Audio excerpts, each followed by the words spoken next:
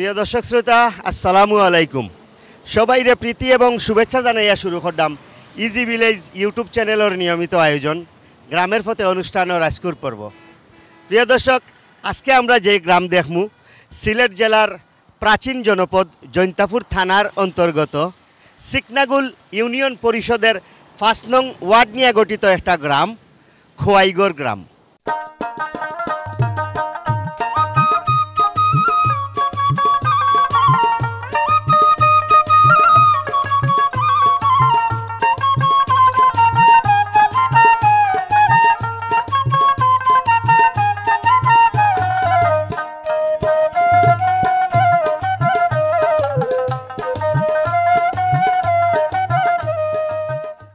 ভিডিওতে দেখানো স্থান ও বাজারের চিত্র ধারণের সময় ও তারিখ ইউটিউবে প্রচারের সময়ের সাথে মিল না থাকায় বাজার দর ও মৌসুমের পরিবর্তন থাকতে পারে।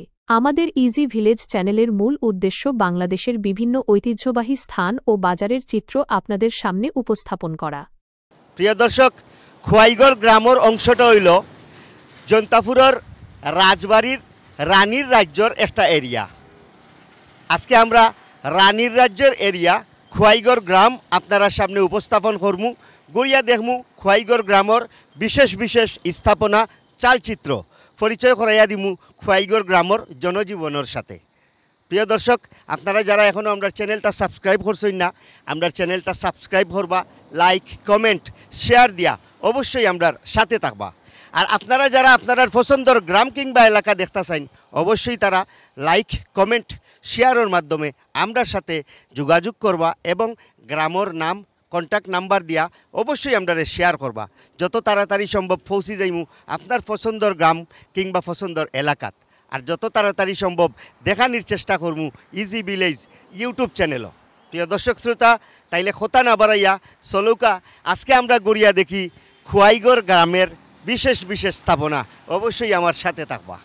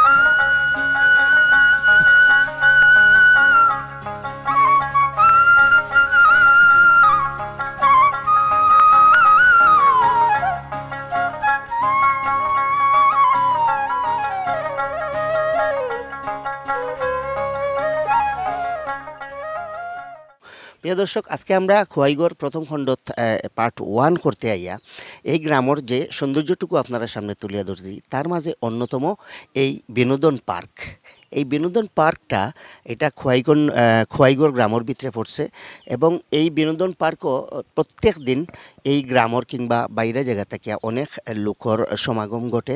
ছেলে মেয়ে জোয়ান বুড়ো সবাই এখানে আইন, সময় কাটাইন, আড্ডা দেন এবং এই প্রচণ্ড খরা এবং গরমের মাঝে অনেকটা তৃপ্ত এবং শান্তি এখান থেকে যাই। প্রিয় দর্শক, আমরা এই পার্ক নিয়ে একটু আলোচনা করবো। এই গ্রামের তরুণ যুবক ভাই সালামু আলাইকুম। ওয়ালাইকুম সালাম। আসসালাম। ভাইয়ের পুরা নামটা আপনি হোক। জি, আমার নাম আবেদ আহমেদ। আর প্রথমে আমি আমার কথার বাস এই পার্কটা আপনারা কবে মানে তৈরি করছিল? ভাই, তখন দেশে মহামারী, সারা পৃথিবী ধরে মহামারী, করোনাকালীন মহামারীর মধ্যে মানুষ অনেক ধরনের মানে কষ্টের মধ্যে আছে। তখন আমার ভাই তারা দেশের বাইরে আসুন, আমার ভাই তারা এমন সবার সাথে আমরা যতটুকু পারছি প্রতিদিন আমরা 100টা ফ্যামিলির খাবার দিতাম। আমার আমার বোনের হাজব্যান্ডও আমাদের মহল্লায় ওনাদের বাসা।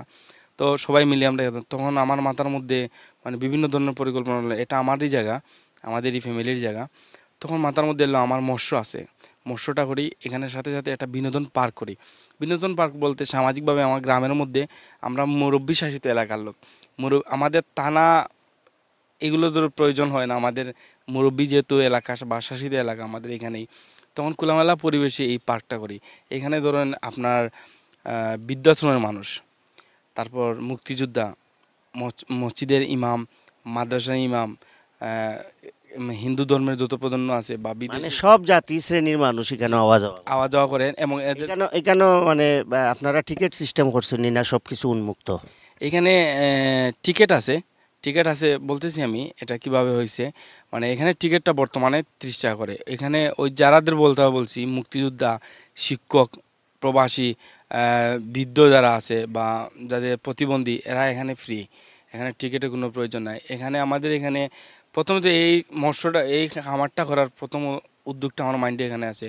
তো এখানে এই মানে খামারটা করার মেইন উদ্যোগটা হলো আমার মহল্লায়, আমার এলাকায় অনেক ছেলেরা আছে, অনেক মানে শ্রমজীবী মানুষ আছে। এখানে আপনারা দেখতে পাচ্ছেন আমাদের বাগানে কাজ করতেছে। তারপর দেখতে পাচ্ছেন এখানে আরও কৃষিক্ষেত আছে, আপনার সবজি ক্ষেত আছে, বিভিন্ন ধরনের বিভিন্ন আইটেম আছে। এখানে স্টাফ আছেন কয়েকজন মতন আমাদের এরিয়ারই, ওরা জব করে। মানে তাতে আমার মনে হয় আমাদের অনেক বেকারত্ব বা আমাদের অনেক ধরনের অনেক ফ্যামিলি এখান থেকে ইনকাম করে অনেক মানে এগিয়ে যাচ্ছে বা তার ফ্যামিলি চালাচ্ছে, তার জীবনের উন্নতির একটা ধাপ। ওইটাই আমার মাথার মধ্যে আসছিল, বিদায় এই খামারটা করার মানে উদ্যোগ নিতে। যাই হোক আবেদ ভাই, ধন্যবাদ আপনারে। আপনি এত কম বয়সে, ছোট মানুষ, আপনি বাচ্চা মানুষ, এরপরেও যে গ্রামের মানুষের নিয়ে আপনার যে চিন্তাভাবনা অনেক উপরে, আপনি আপনার এই সমস্ত পরিকল্পনা বাস্তবে রূপান্তরিত করতা, এই প্রত্যাশা আমরারও। আপনি ভালো থাকবা আর সময় দেওয়ার লাগে আপনার অসংখ্য ধন্যবাদ। দর্শক, আমরা আলোচনা করলাম এই খোয়াইগড় গ্রামের অত্যন্ত সুন্দর একটা প্লেস, একটা বিনোদন পার্কর পরিচালকের সাথে। তাই নিয়ে গ্রামেরও সন্তান তারও পরিচিতি আমরা পাইলাম। প্রিয় দর্শক, সাথে তখন আমরা গ্রামের বিভিন্ন স্থাপনা আরো ঘুরিয়ে দেখব।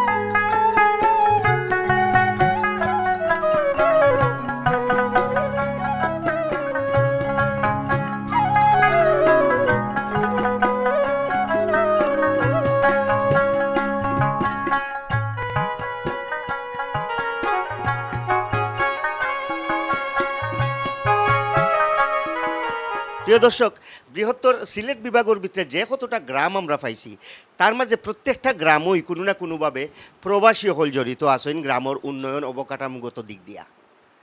এই কোহাইগড় গ্রামটাও এর ব্যতিক্রম নয়। এই কোহাইগড় গ্রাম অনেক দিক দিয়া বিখ্যাত। বিশেষ করে আজকে আমি যেই বাড়িতে অবস্থান করলাম বা যারার সাথে অবস্থান করলাম, তারা অনেক সম্মানীয় ব্যক্তিত্ব। প্রথমত তারা আমরা এই দেশের মুক্তিযোদ্ধার সন্তান, আজকে যারার কারণে আমরা স্বাধীনতা পাইছি। প্রিয় দর্শক, আগে আমরা এই দুই ভাইয়ের সাথে পরিচিত হই। আসসালামু আলাইকুম। ওয়ালাইকুম সালাম। আমার নাম নইমুল্লাহ খালেদ, আর বাবার নাম হাজি রহমত আলী, উনি বীর মুক্তিযোদ্ধা। আর আমরা মূলত আমি আমেরিকার থাকি, আমেরিকা নিউ ইয়র্ক শহর। আমার স্ত্রী সন্তান লইয়া আছি প্রায় 17 বছর থাকিয়া। আপনার দোয়ায় মোটামুটি ওখানে আমি সেটেল। ভাই আসসালামু আলাইকুম। ওয়ালাইকুম আসসালাম। আপনার পরিচয়টা আপনি একটু নিজে করবেন। আমি আমার পরিচয় দেওয়ার আগে আপনার চ্যানেলের যত দর্শক শ্রোতা শুভানুধ্যায়ী সবাইকে আমার ব্যক্তিগত পক্ষ থেকে জানাই আন্তরিক ধন্যবাদ এবং মুবারকবাদ, এবং আপনাদের জানাই আন্তরিক ধন্যবাদ। আপনারা কষ্ট করে আমাদের গ্রামের সচিত্র প্রতিবেদন তোলার জন্য এখানে এসেছেন, সেই জন্য ধন্যবাদ জানাই।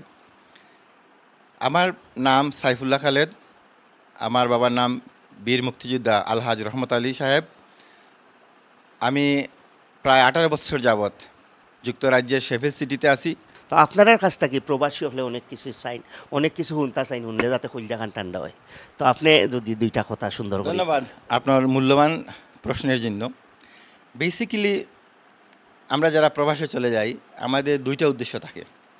একটা হলো, আমি যদি দেশে চাকরি করি, ধরেন একটা চাকরি করলে এতে আমার ফ্যামিলি শুধু বেনিফিটেড হবে। আর যারা বিদেশে আমরা চলে গেছি, আমরা দুই দিক দিয়ে বেনিফিট। একদিক দিয়ে আমরা ব্রিটেনের অর্থনীতিতে অবদান রাখতেছি, এবং সবচেয়ে বড় জিনিস হচ্ছে আমরা আমার দেশের যে রেমিটেন্স, দেশের যে রিজার্ভ, তাতে আমরা কিন্তু একটা গুরুত্বপূর্ণ ভূমিকা রাখতে পারতেছি। এক। দ্বিতীয়ত হচ্ছে যে আমাদের যে আত্মীয় স্বজন আছে, ধরেন আত্মীয় স্বজন, পাড়া প্রতিবেশী, সবার জন্য আমরা কিছু করতে পারতেছি। যেমন আমি দেশে যে স্যালারি পাবো, টু বি হনেস্ট, যে স্যালারি পাবো তা থেকে আমার শুধু ফ্যামিলি কোনো মতে চলবে। কিন্তু এখন যেমন আমাদের গত বন্যাতে আমরা দেশের জন্য গুরুত্বপূর্ণ অবদান রেখেছি। আমরা ওইখান থেকে চাঁদা তুলে, আমরা যারা আমাদের কমিউনিটি থেকে আমরা কালেকশন করে আমরা দেশে ওইখান থেকে আমরা মানুষ পাঠিয়েছি, এবং আমার ইউনিয়ন, পার্শ্ববর্তী ইউনিয়ন, বেশ কিছু ইউনিয়ন, সুনামগঞ্জ সহ আমরা এই যে যারা ফ্লাড এফেক্টেড, তাদের ঘরবাড়ি নির্মাণের জন্য বা তাদেরকে মোটামুটি একটা অবস্থানে নেওয়ার জন্য আমরা চেষ্টা করেছি। এবং আমরা সব সময় চাই দেশের মানুষ ভালো থাকুক, কারণ এই মাটির সাথে আমাদের নারীর সম্পর্ক। পৃথিবীর যেখানেই যাই, ওই যে মাইকেল মধুসূদন দত্তের একটা কপোতাক্ষ নদে উনি বলেছিলেন না, কিন্তু এ স্নেহের তৃষ্ণা মিটে কার জলে। কিন্তু স্নেহের তৃষ্ণাটা কিন্তু পৃথিবীর কোথাও গিয়ে মিটে না। এই স্নেহের তৃষ্ণাটা শুধু আমার দেশ, আমার মাটি, যেখানে আমার বাবা সাহিত্য আছে, যেখানে আমার মা, যেখানে আমার দাদা, যেখানে আমার দাদি, যেখানে আমাদের পাড়া প্রতিবেশী সবাই সাহিত্য এসেছে, সেই মাটির টানে, সেই নারীর টানে আমরা বারবার দেশের মাটিতে ফিরে আসি। এবং আমরা চাই আমার সীমিত অবস্থান থেকে যাতে কিছু মানুষের জন্য উপকার করতে পারি, যাতে কিছু মানুষ উপকার হয়। আরেকটা জিনিস আমরা সবসময় ভাবি যে আমার যে অবস্থান, এই অবস্থান একদিন হয়তো নাও থাকতে পারে, বা একসময় ছিল না, বা আমি যদি ওই সাধারণ মানুষ যারা বন্যা এফেক্টেড বাড়িঘর বাসি নিয়েছে তাদের পর্যায়ে যদি আমি থাকতাম, তা আমাকেও তো কারো কাছে না কারো কাছে হাত পাততে হতো। যেহেতু আল্লাহ আমাকে একটু অবস্থান দিয়েছেন, সুতরাং আমরা যেন মানুষের পাশে দাঁড়াতে পারি, এবং একদিন আমাকেও তো জবাবদিহি করতে হবে না? ফাইনাল জাজমেন্ট, যেদিন ফাইনাল জাজমেন্ট দিন হবে, আমরা কিয়ামত বলি, সেদিনও তো যেন আল্লাহ বললেন তুমি কি করছো, শুধু তো ফুর্তি আমোদ করছো। ধন্যবাদ ভাই, আপনার অসংখ্য ধন্যবাদ।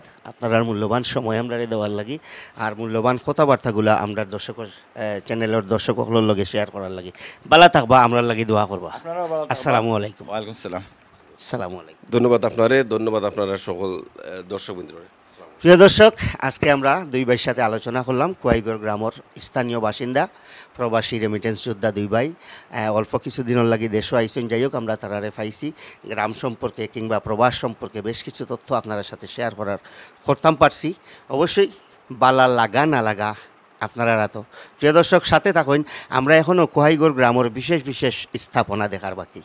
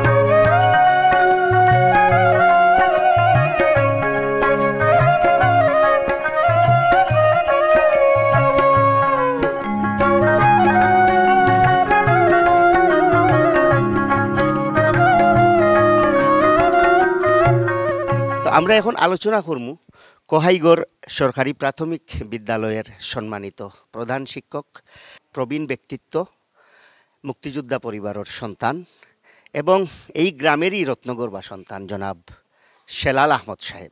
আসসালামু আলাইকুম। আসসালামু আলাইকুম। স্যার, প্রথমে আপনার ফুল পরিচিতিটা যদি আপনি নিজে হইন আর কি। আমি মোহাম্মদ শেলাল আহমদ। আমি কোয়াইগড় সরকারি প্রাথমিক বিদ্যালয়ের প্রধান শিক্ষক। আমাদের এই গ্রামের নাম কোয়াইগড় প্রথম খণ্ড। এই গ্রাম মূলত দুইটি খণ্ডে, একটা হচ্ছে আপনার কোয়াইগড় প্রথম খণ্ড, আর অপরটা হচ্ছে আপনার কোয়াইগড় দ্বিতীয় খণ্ড। তো স্যার, একটা ওয়ার্ডের ভিতরে একটা গ্রামে তো একটা ফাড়া বিশিষ্ট হয়, যেমন অমুক ফাড়া তমুক ফাড়া। তো আপনার এই 1 নাম্বার ওয়ার্ডের ভিতরে কয়টা ফাড়া আছে? আমাদের এই 5 নম্বর ওয়ার্ডের ভিতরে আপনার 5টা পাড়া আছে। তো যেমন স্যার? যেমন আছে আপনার রামেশ্বর একটা পাড়া আছে, একটা আছে আপনার পাত্র সম্প্রদায় বাস করে, এটার আপনার খাসিয়া পাড়া হয়, কাই পাড়া হয় আমাদের আঞ্চলিক ভাষায়। এরপরে আছে ফুবর টুল আছে, আপনার ফসমর টুল আছে, এরপরে মানে মধ্যখান আছে, এইভাবে 5টা। আচ্ছা স্যার, আজ থেকে 20 বছর আগর গ্রাম, যেহেতু আপনি স্থানীয় বাসিন্দা, আজ থেকে 20 বছর আগর গ্রাম আর এই 20 বছর পরের গ্রামের মাঝে আপনি কোন ধরনের পার্থক্য মনে করেন? আমি সত্যি কথা বলতে গেলে আপনার 20 বছর আগের কোয়াইগড় প্রথম খণ্ড আর 20 বছর পরের কোয়াইগড় প্রথম খণ্ডের মাঝে অনেক পার্থক্য যেটা আমার চোখে পড়ে। সেটা হচ্ছে আপনার, আমি আমার নিজের কথা বলি, এখান থেকে আমার গ্রামটা চলে আসবে। আমি 1987 সনে এসএসসি পরীক্ষায় পাশ করি। 1989 সনে সিলেট সরকারি কলেজ থেকে ইন্টার করি। ইন্টার করার পরে আপনার এই গ্রামের শিক্ষার হার, তখন এসএসসি থেকে ইন্টার বা মাস্টার্স পর্যন্ত শিক্ষার হার সর্বমোট 5 থেকে 10 জন বা 15 জন, এর উপরে ছিল না। কিন্তু এখন এই গ্রামের শিক্ষার হার আমি নিজেই বলতে পারবো না, 15 জন 20 জন এক বাড়িতেই আপনার এসএসসি থেকে মাস্টার্স পর্যন্ত পাস। কিন্তু তখন সারা গ্রামে ছিল 10 থেকে 15 জন মাত্র। মাশাআল্লাহ স্যার, তাইলে আপনি কইতা স্যার যে কোহাইগড় গ্রামের শিক্ষার হার শতভাগ? আমূল পরিবর্তন তৎকালীন সময়ে আর এখন প্রায় শতভাগের পাশাপাশি।